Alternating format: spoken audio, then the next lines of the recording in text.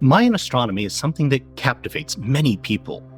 We know that they were keen observers of the night sky and had a well-developed astronomy with astronomical parameters such as the length of the year that were more accurate than what was generally being used in Europe at the time.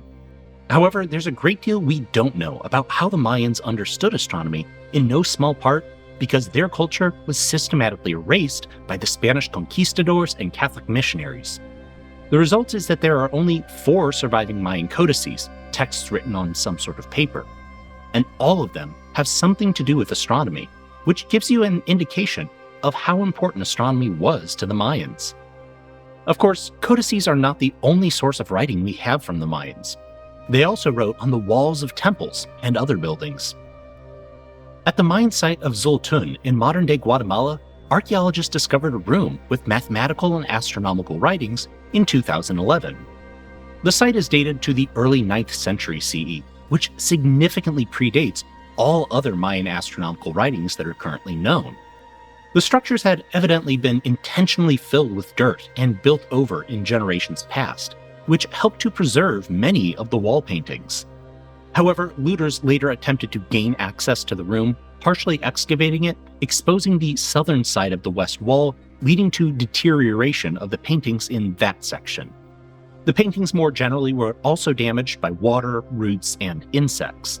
However, archaeologists were still able to make out bar and dot numbers being displayed in columns, which they quickly recognized as similar to the astronomical tables found in the Dresden Codex.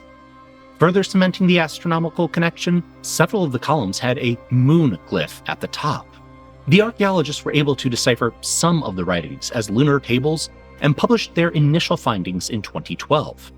Other portions of the writing would take longer to interpret, but in the July 14th edition of Antiquity, researchers published an update on their progress, presenting a newly deciphered calendrical calculation. The text contained a unique set of astronomical calculations with a series of dates with calendrical intervals as a mathematical exercise, which included cycles related to the movement of Venus and Mars, arranged in a novel and otherwise previously unattested way.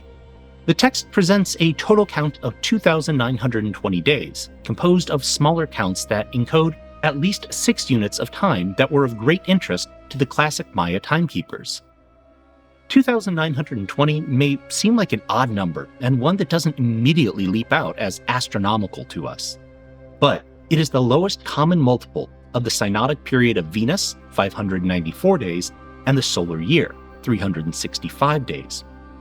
In other words, 8 solar years corresponds to Venus returning to approximately the same position in the sky 5 times.